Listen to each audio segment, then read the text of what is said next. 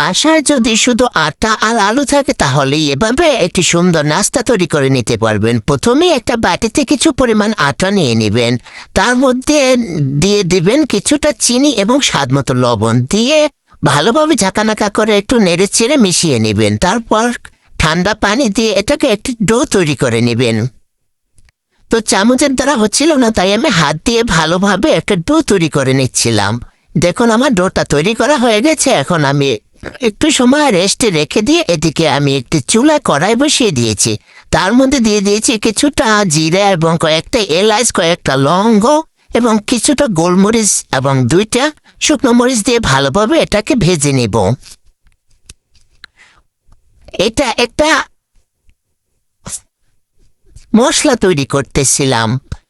ভালোভাবে ভাজা হয়ে গেছে। এদিকে আমি একটা কড়াই বসিয়ে দিয়েছি, তার মধ্যে কিছুটা তেল দিয়ে দিয়েছি কিছুটা কালো জিরা এবং তার মধ্যে পেঁয়াজ, রসুন এবং কাঁচামরিচ দিয়ে দিচ্ছি।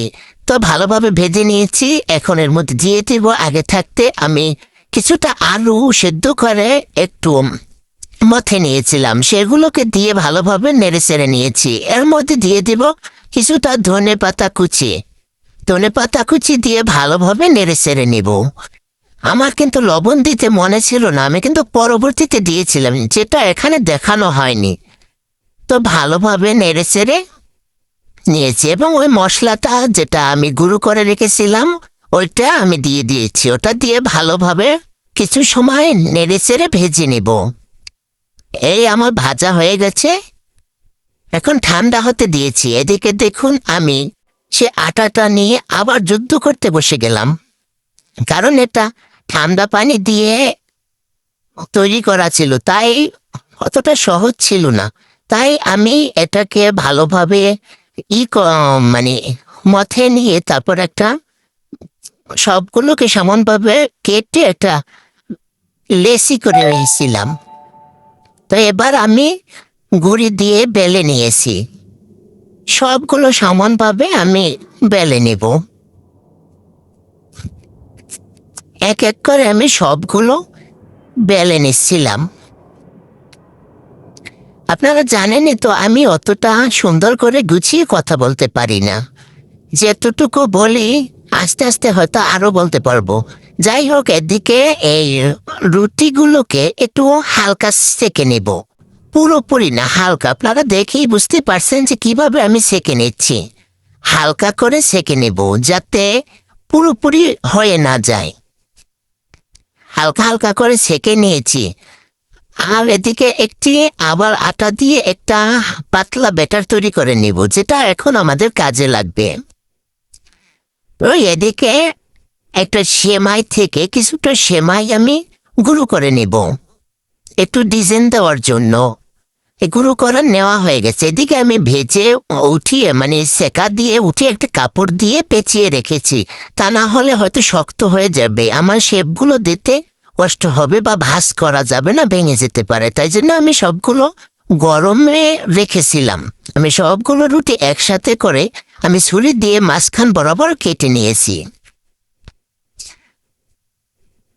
সবগুলো আমি একই সাথে কেটে নিয়েছি, দেখতেই পাচ্ছেন আমি কত সুন্দর করে কেটে নিয়েছি। এবার আমি এগুলোকে দেখুন কিভাবে ভাঁজ দিয়ে নিচ্ছি। ওই আটার গোলাটা দিয়ে দিয়ে আমি মানে লাগাই দিতেছিলাম যেন ছুটে না যায়। যদিও একটু ছুটে যাচ্ছিল, কিন্তু ওটা পরবর্তীতে আমি আবার লাগাই দিচ্ছি, পরে আর ছুটে নাই। এভাবে আমি সবগুলো এক এক করে বানিয়ে নিচ্ছি। তো এখন ওই যে পুরটা বানাইছি আলু দিয়ে, ওইটা এর ভিতরে দিয়ে দিব। সবগুলোর ভিতরে আমি এইভাবে হাত দিয়ে আস্তে আস্তে করে সবগুলো ঢুকিয়ে নেব।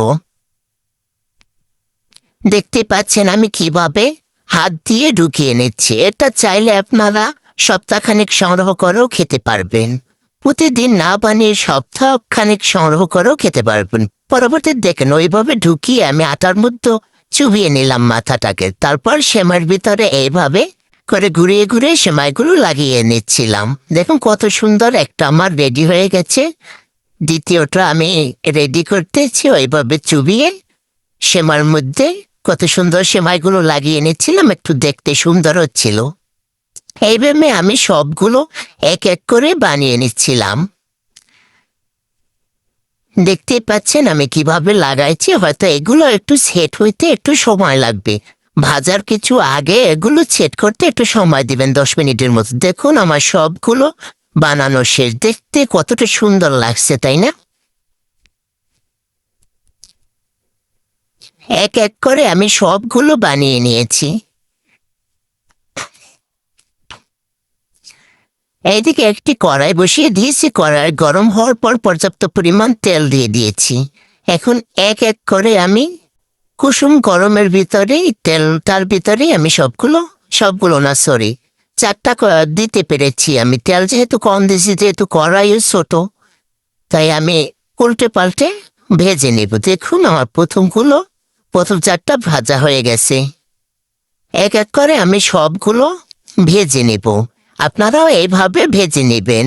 দেখুন আমার সবগুলো ভাজা হয়ে গেছে, অনেকটা মুচমুচে হয়েছে, কিন্তু খেতেও দারুণ স্বাদ।